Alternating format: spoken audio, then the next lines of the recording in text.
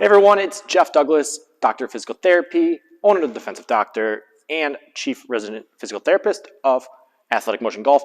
And today we're going to come in and talk about the pelvic rotation, why it matters, how we assess it, and maybe some drills you can do to add to your program in the gym or before you warm up golfing to help you improve upon this if you struggle with this, because this is a crucial move that we can do to maximize the efficiency of your swing. So to start with, what is pelvic rotation? So you may have seen my pelvic tilt video where we have a anterior and a posterior pelvic tilt.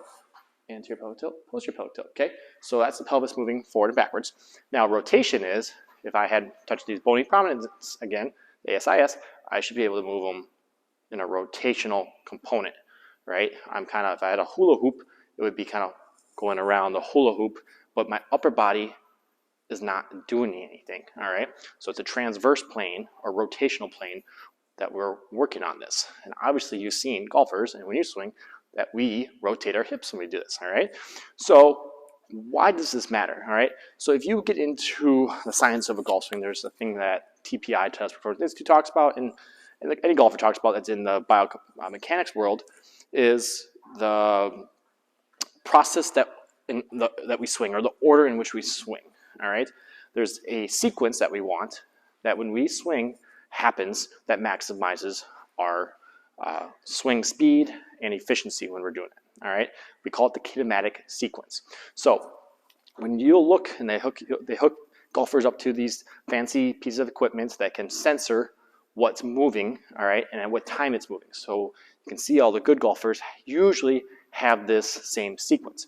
And when you're at the top of your swing here, what you'll see is the hips and legs start to swing because we create force from the ground when we start to swing, and then that force we create from our legs goes into our torso, goes into our arms, goes into the club, and then we transfer it into the ball.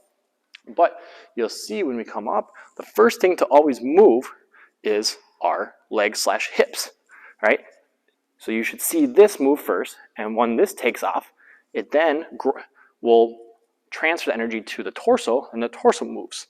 And then this slows down because this grabs the hips, your torso grabs the hips to catch up and speed with it, which then your arms feel the torso go, they want to speed up to catch up, so they slow down the torso, and it's a proper sequence that we see there. So in order to properly do this, we need to be able to dissociate our hip rotation from our torso rotation, all right?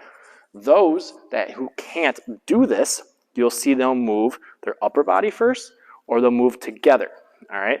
Versus you should see a little bit of a start here, then the torso plays catch up, and that's how we get the speed going. It creates a slingshot. This goes, this grabs, and that slings, and it's a process all the way through the kinematic sequence.